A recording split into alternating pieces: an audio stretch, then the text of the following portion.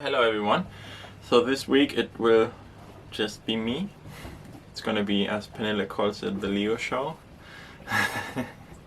So we couldn't really come up with anything. The weather wasn't really great and we couldn't come up with any other topic. So weather it is. I thought it could be useful. Most of you know quite a lot about weather already, but a small introduction into Windy, which so far we have used a lot. Maybe it's useful, like most people know Windy, but maybe I can show you a few more features you might not be familiar with. So that could be useful. And also I wanted to show you how you can do a little bit of basic weather routing through Windy.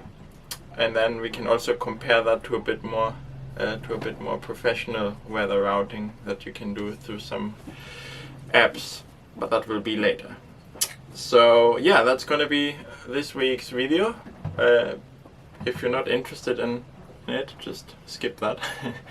And yeah, I hope it will make some sense in the end, and I'm always looking forward to questions or suggestions about it.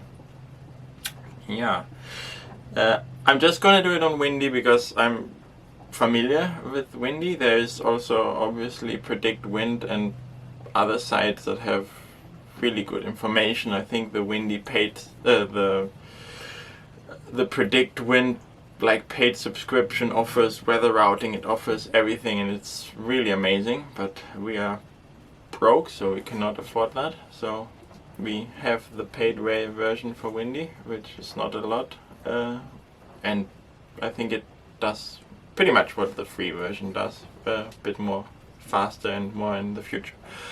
So here we go. I'm going to share my screen and take you through a few things. So this is the home screen of Windy. You can see Kai up here, Kai's face for the premium account, which I think is really cheap. It's like 15 euros per year, and I think it's really worth it because the people that put Windy together are working really hard. You have to know that all the models represented in Windy are not their own. It's data easily available, so they just make it available for you easily and present it in this nice colorful thing where you can quickly check the weather all over the globe. Down here you can add how you want to animate it. You can choose to have the pressure isobars projected, and then you can also have down here, you can choose reported wind from weather stations. You can put reported temperature, you can put airports if you need to, and webcams. So this is quite useful sometimes if you're looking for a specific area, if there's reported wind or reported temperature.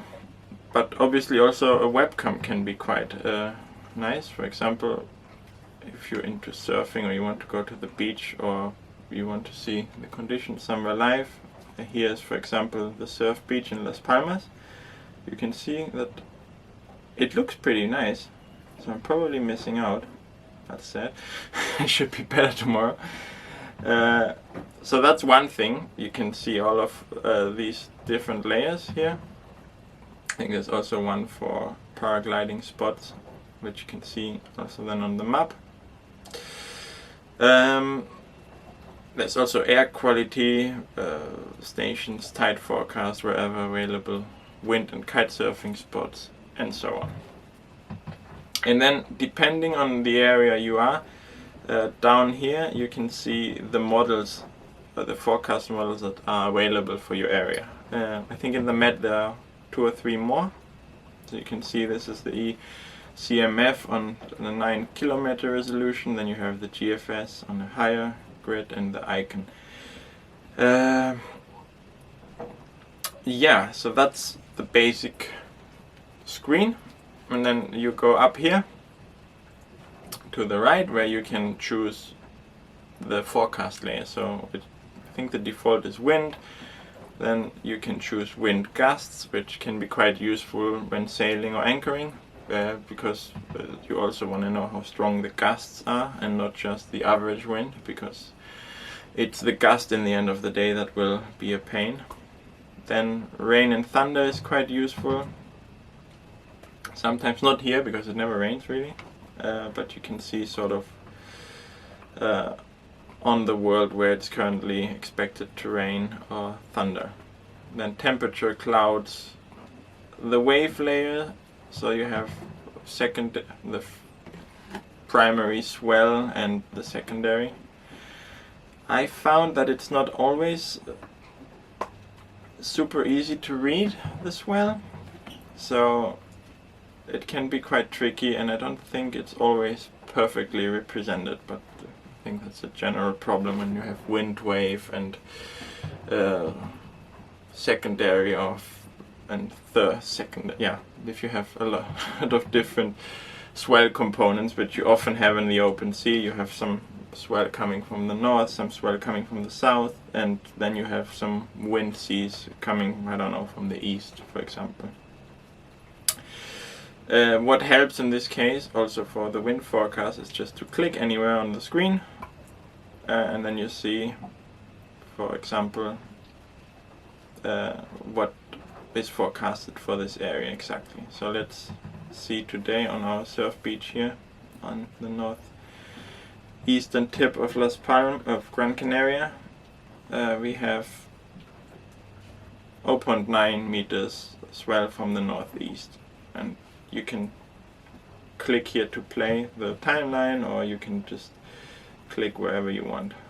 So tomorrow, it's even less tomorrow, so not good.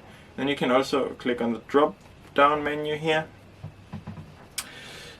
to get the forecast, and that now it's wind. We're gonna go there soon, but then if you click wave and tide, you can see here the timeline of what's gonna happen. So we can see that some better swells will come Friday evening and will persist through Monday, and you also have the wind and wind gusts and the period of the swell, and yeah, waves and swell, so wind waves.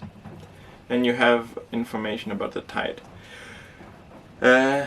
Lastly, if you click on basic here, you have just the basic wind and wind gusts and the expected weather conditions, which, as you can see, is mostly sunshine for here. And you can choose the 1 hourly forecast if you have paid for it.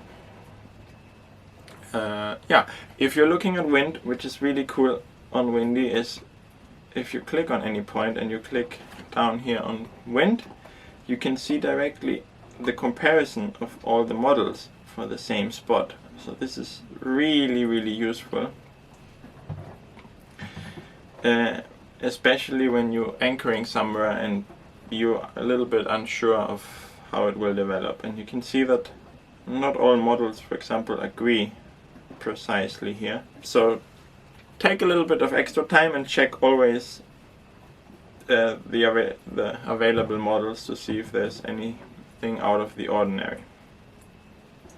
I think you can also compare down here again a bit more in detail. And you can also, if you click on a weather station, you can compare it to the actual wind. Yeah, you can compare the observation with the forecast. So that's pretty cool. If you have a good weather station that is not obstructed, you can actually compare it to the forecast and draw your conclusions if it's under forecasted or over forecasted. So that are some of the key features that are really interesting in Windy.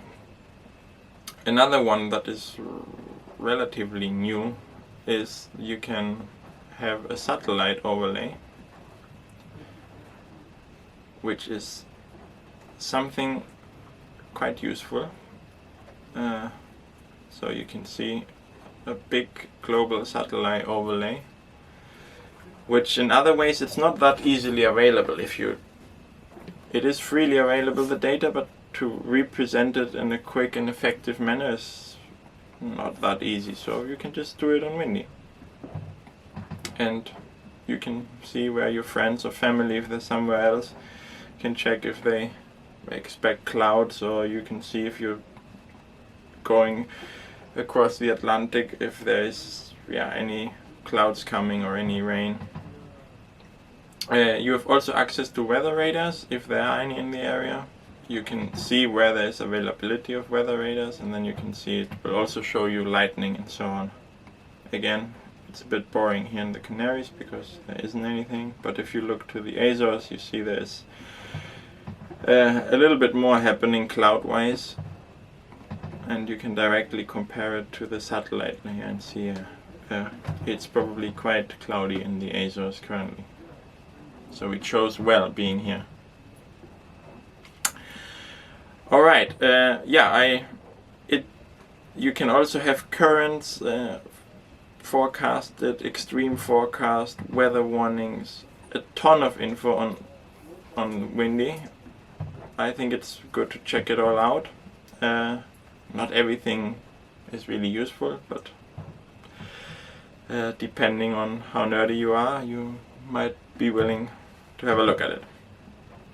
Lastly, what we always say to a lot of people is to check the CAPE index.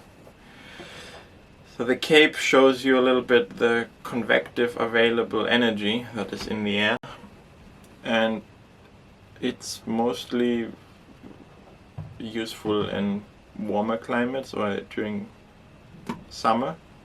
So you can see here, for example, in the current day, or there we don't have any CAPE index where we are. It's very low or near to zero, but as closer you go to the equator, it gets higher, and that means that there is a lot of potential energy in the air to create thunderstorms and so on. There are some basic rules, like CAPE index above like 1,000 or 500 or whatever, that there's a good chance of a thunderstorm developing. Why is that really useful? It is sometimes if you're in an area where it's prone for thunderstorm and rapidly developing conditions, to check the CAPE, because the forecast models, they often don't have the temporal resolution to catch those outbursts, so they will sort of average it out, or they might not even happen. But if you anchored somewhere and you have a CAPE index of 2, 3, 4,000, I don't remember, the unit is I think joules per kilogram of air, then you should really make sure you're anchored well, because there might be a very quick outburst of thunderstorm or some very heavy gusts, and something like that happened I think in Corsica 2 years ago, and a lot of boats went on rock and nobody really had seen it on the forecast. And I've heard from some people that if you had checked all the models, compared all the models, there was a small indication of some heavier conditions, and then if you had added to that the CAPE index, which was really high, you could have really expected that something bad might happen. It's not a warranty, but it's something, take care. Maybe if you see a CAPE index really high and you're anchored and you're not comfortable, check if you can go into a harbor, or check if you can put some more chain, or maybe don't go on a long hike ashore, because you might come back to the boat on the rocks. So that's something we always check, the CAPE index, if we're unsure. You can sort of feel it in the air sometimes. If it's humid, really warm for a long time, you see those weird clouds in the distance. Check the CAPE index and make sure you anchored well. In some areas, like the Ionian Sea in summer, it's often that the CAPE is high constantly and nothing really ever happens. So then it's also good to talk to some locals or some more experienced sailors to make sure that, is that normal? And it might be normal, and it might not be that there will be a thunderstorm very soon, but still there will be a thunderstorm at some point. Yeah, I hope that helps. And you can see, if you click on an area where it's high CAPE, let's say here, just off Senegal that is, or Guinea, and then you do compare sometimes the wind. Okay, that didn't work as expected. But you can see that some often the models are then not in a very fair agreement for some days.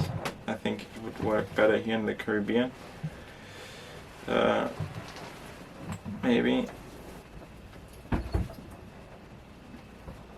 you can see that, yeah, then they're fairly, I guess, in the Caribbean in agreement because there's the trade wind, but you can see there's slight differences in some days when there's a high cape, especially further inland, so it's a good indication. Okay, that took way too long. We wanted to do some routing as well, so I'm going to cut that off here and go on to routing. Alright, I just realized that I talked for 10 minutes straight recording, but I didn't record the screen. Yeah, that was smart. Okay, but anyway, the other thing I wanted to show you that you can do with Windy in a very basic but yet quite a useful matter is on the desktop version you can do some basic weather routing, if you want to call it that. It doesn't take into account really the boat's performance, just an average permanent, an average speed that will not change no matter what. But it will still allow you to get a good idea of what to expect. So the way to do it is you just right click somewhere and you do distance and planning. That creates the first waypoint. You drag that here. In this scenario we want to go to Madeira. So the second one we just pull it here to Madeira. It's 277 nautical miles.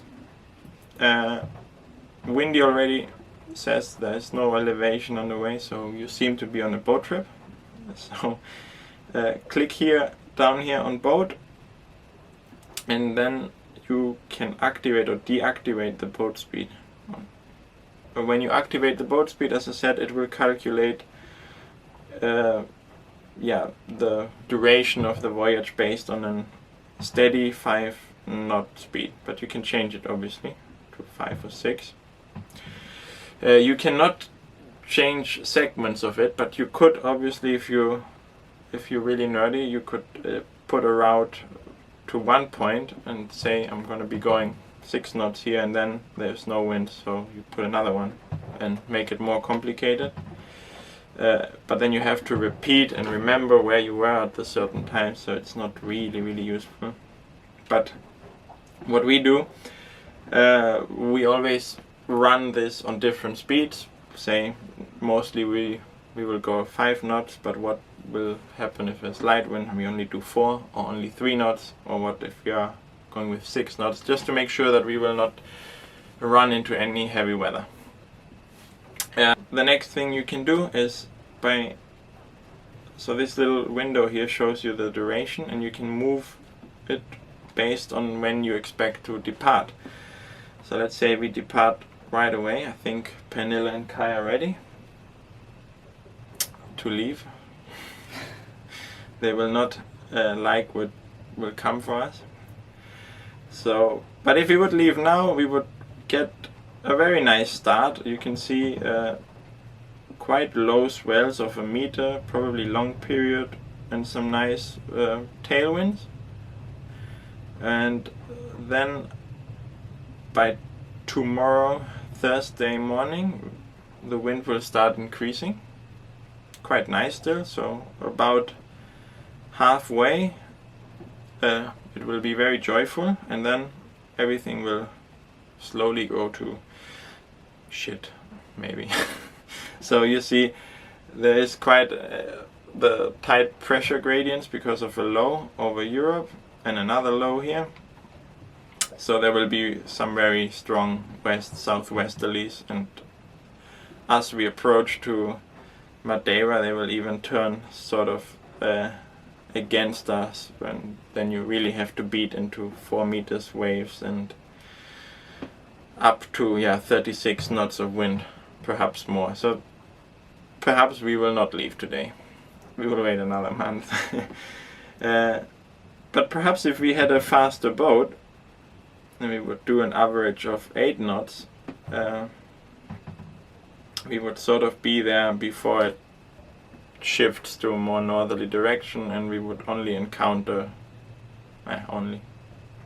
we would have a short period of rain with 40 knots. If we were much slower, you can see that here, we would sort of stay south of the worst conditions, but we would have a lot of headwinds, so we would be beating into heavy residual as well. That's quite useful. You can play around. If you have to go to Madeira today, then I would probably take advantage a bit here and go a little bit more to the west, and then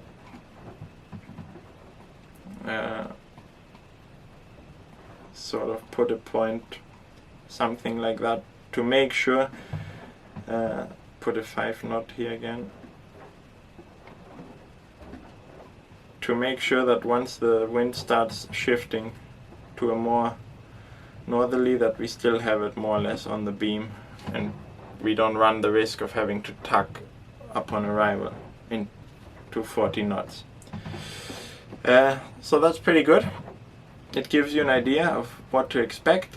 So you can play around, you can do all sorts of scenarios, speed wise, you can check when, you can play around when you want to depart and so on. It also gives you sometimes a guidance if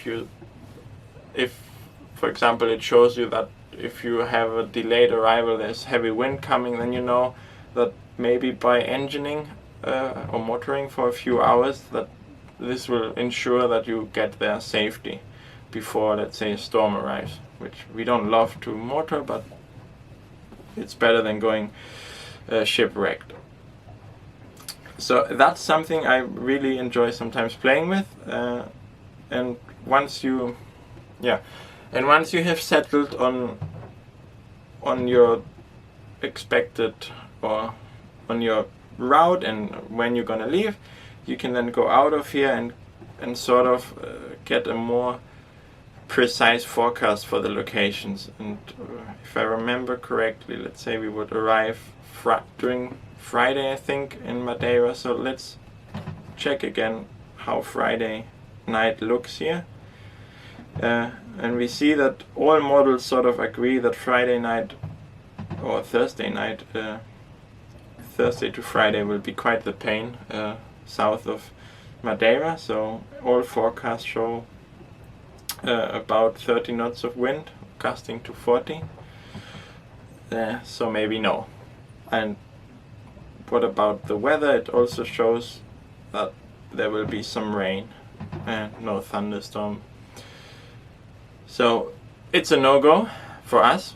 Some other, I mean, there are some Norwegian crazy sailor, like, what's his name, Eric, who would go, and he does. I mean, 40 knots is probably a play for him, but not for us.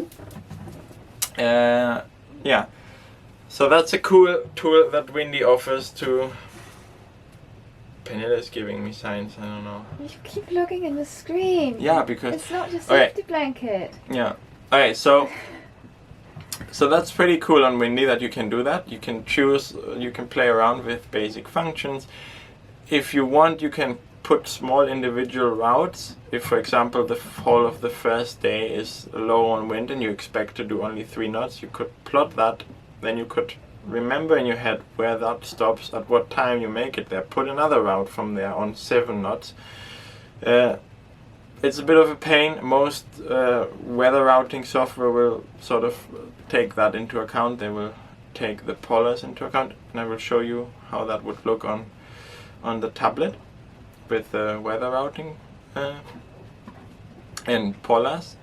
But if you just want to play around and want to have a basic idea, we have always just been doing that so far. Also, when we came down from Gibraltar, we checked by putting in some various waypoints further off the coast of Africa or further in to see where we will keep the wind for longer, and what would happen if we arrive like a day or two later, where there was showing some heavier wind, so we knew we shouldn't delay it too long. So I hope that proves useful to you, play around with it. If you have questions, again, I'm happy to help you out. That's it for that. And now we're gonna go on to using a real weather forecast system, a real routing software. So that was the easy and free way, doing it on your desktop computer via Windy. Not very sophisticated, but still quite useful. And if you're just doing one passage a year, perhaps it's maybe excessive to pay for an app or wind or like Predict Wind, which, by the way, Predict Wind offers a lot, but maybe we cover that in another video. For now, what we haven't told you about is that Leo now sort of part-time work for Sailproof, and they make tablets, these rugged tablets that are waterproof and designed for sailing. They have an extra bright screen and so on, but let's not make that into a product video. Through this tablet I also got a subscription to Sailgrip, a pretty cool app. You can overlay Navionic maps on it, you can easily download grip files, and you can adjust and use pullers for your boat to do automatic weather routing. You can see the AIS and so on. Honestly, I'm not an expert at it. We just got it, so I'm trying to figure it out, but so far I've been very impressed. So I'm gonna try to repeat the exercise sort of we did today earlier, and try and have it create a route from here to Madeira and see how that looks. So I have loaded previously the grip file for the area of interest. You can see here I have used the Navionic maps as an overlay. I won't go into much details, but anyway, you can see all the AIS targets here. We are somewhere here. So it's pretty nice. You can see the wind, you can scroll here through the weather, and so on. And now I'm just going to do the simple weather routing. I have already put in the route. Basically, I just put 2 waypoints, one northeast of Gran Canaria and one where I put it in Madeira. And then I just press here, weather routing. I need to change the route here to Madeira. And today is Wednesday the 7th, restarting around now. Press OK. Oops, you can change the pullers. I have made one for Doryman. It's quite easy, and you can also do puller efficiencies in certain conditions. But I'm not an expert again, I'm just trying to figure that out. So now I will press run, and I hope it will work. Oh. Okay, see the weather, the start was not possible, so I'm gonna do that again.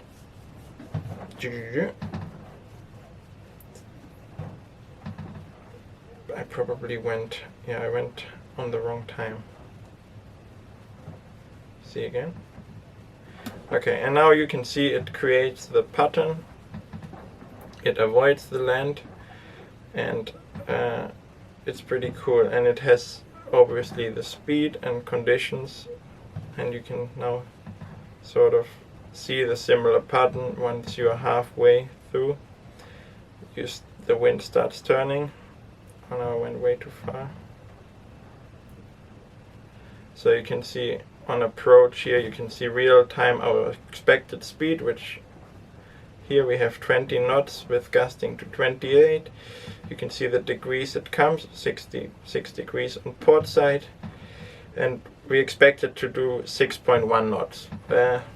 Might be a bit conservative, we might be faster, but then again there will be quite some heavy waves as well, so I think it's on the conservative side, but quite fairly. And we can click play to see the rest, how we arrive. So, bit strong, but should be doable. And then lastly, we can click on here to see the Roadbook, as they call it. We can see that here initially we have quite low wind, so whenever the speed drops below 3 knots on sails, the app will automatically turn on the engine and then it will push us forward on 4 knots. But that changes tomorrow morning, I believe. No, tonight at midnight, and then we can sail and you can see the speed and so on. So it's really cool to have that. You can have it up on the boat while you sail. You can see the maps overlay, you can see where you are, your speed. You can reload new grip files very easily, very efficiently if you don't have much data, because Windy, if you open it, you cannot specify an area. This one will specify the area, and you can choose the time of the grip files, you can choose different models, different current models. So really cool app to have. There are other apps as well, and maybe we'll report about it. That's just one, just to show you basically what you can do with the weather routing app. Very simple, and I think it can help you firstly get somewhere safely to avoid any surprises of quick wind changes, but it also can really improve your sailing. Like if you do racing, or if you just want to be there fast, you want to do it smart, you want to see which way you should head to avoid extensive tacking and changing conditions, to arrive there before the storm, to depart after the storm, and so on. Yeah, that's all. And yeah, you can put also some pinpoints here if you want. If you can click a pivot point, if you rather want to sail, let's say, much further out here, and then it will put a waypoint there and recalculate your route. Also pretty nice. And you can see the two routes in comparison. Yeah, pretty useful. Check it out and let us know if you have any question. And I think that was already, I thought it gonna be a 10-minute video max, and now it's like half an hour, so bear with us. We will put chapters in there so you can jump all the Windy introduction, because it's fairly intuitive and straightforward, but maybe not so much the routing and the ability to put in waypoints. I don't think everybody necessarily has figured it out, but it's there, you can do it, and it's quite useful. And then weather routing, lots of apps out there that do it. Check them out, it's useful. Yeah, that's it for this week. Next week we're gonna go on an adventure, right? Gonna rent a car or something. And Kai is having a dream of sailing. I don't know if you can see him. Yeah. Zoom in on him. People want to see that he's well. Yeah. Right, Kai? He was chasing dolphins before in his dreams. Pause. Me. He's probably super annoyed from me talking, and I have a sore throat now. Thanks for watching again, and let us know if there's anything else you would like to know about weather or routing or apps or whatever. Perhaps we can figure it out. Bye.